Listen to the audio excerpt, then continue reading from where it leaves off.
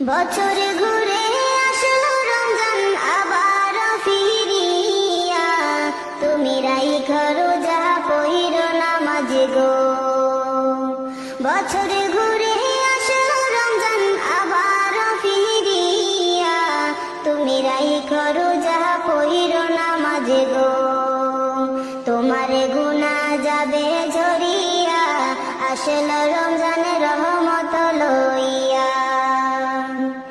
সকল মাসের চেয়ে উত্তম রমজানের মাস, সকল গুনাহ যাবে পানি হইয়া হতাশ।